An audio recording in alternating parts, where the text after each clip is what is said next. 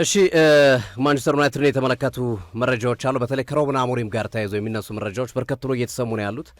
ፍራስትሬሽኑ፣ ጭንቀቱ ማንቸስተር ዩናይትድ ቤት ጨምሯል።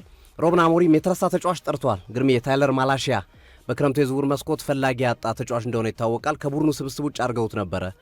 አሁን ግን ወደ ዋና ቡድን እንዲመጣና ልምምድ እንዲያደርግ አዘዋል። እንግዲህ በቡድናቸው ውስጥ ያለውን የተከላካይ መስመር ክፍተት ለማስተካከል ያመጡት ይመስላሉ። ግን ታይለር ማላሺያ ቡድኑን ያስተካክላሉ የተከላካይ መስመር ላይ ጥያቄ የሚያስነሳ ነው። የውር ድንብር አይነት ውሳኔ ይመስላል አሰልጣኙ።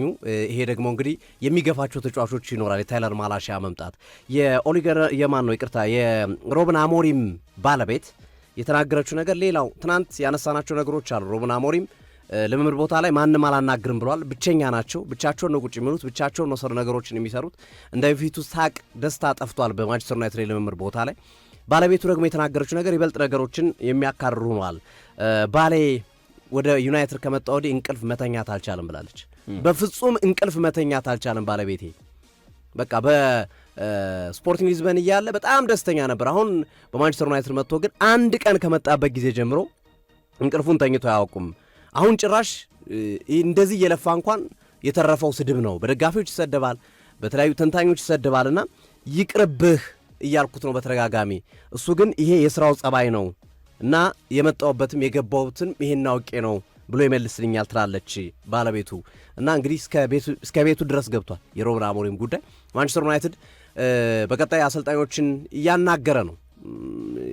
አንድ ነገር የሚከሰት ከሆነ አሞሪምን የሚያሰናብት ከሆነ በነገራችን ላይ 12 ሚሊዮን ፓውንድ ካሳ ይከፍላል ማንቸስተር ዩናይትድ ካሰናበተው።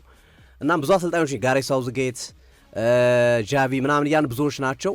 ግን የማንቸስተር ዩናይትድ ደጋፊዎች የፈለጓቸው ኦሊቨር ግላስነርን ነው። የክሪስታል ፓላሱ አሰልጣኝ ከኢንትራክት ፍራንክፈርት ጋር የዩሮፓ ሊግ ዋንጫን አንስተዋል። ከክሪስታል ፓላስ ጋር ኤፍኤ ካፕ፣ ኮሚኒቲ ሺልድ ዋንጫን አንስተዋል። በጣም የተዋጣላቸው ጥሩ አሰልጣኝ ናቸው ኦሊቨር ግላስነር።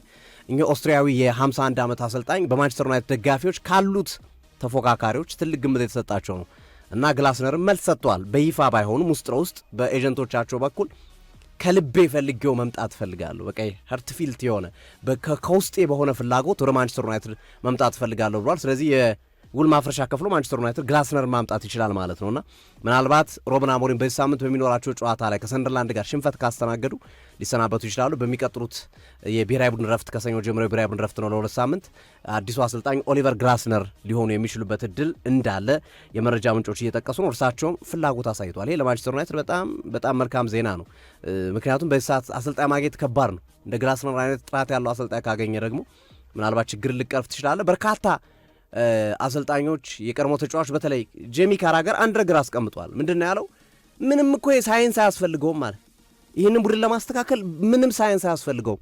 ወደ አራት ተከላካይ መመለስ፣ ኡጋርቴ ማይኖና ብሩኖ ፈርናንዴዝን አማካይ ለማስቆጠር ማጫወት፣ ብሩኖ ፈርናንዴዝን 10 ቁጥር ማጫወት፣ ሙቡሞና ኩኛን ግራና ቀኝ አድርጎ ሸሽኮን ከፊት ማጫወት ነው። አለቀ። ይሄ ቡድን ቢያንስ ከ3 ጨዋታ 2ቱን ያሸንፋል አለ ካላገር እና ራሱ 3 መጫወት ነው፣ ምንም ሌላ ነገር የለውም የሚል ሀሳብ ሲያነሳ ተመልክተነዋልና ግላስነርም ተመሳሳይ ናቸው። ኦልሞስት 3-5-2 አይነት አስተላለፍ የሚጠቀሙ ናቸው።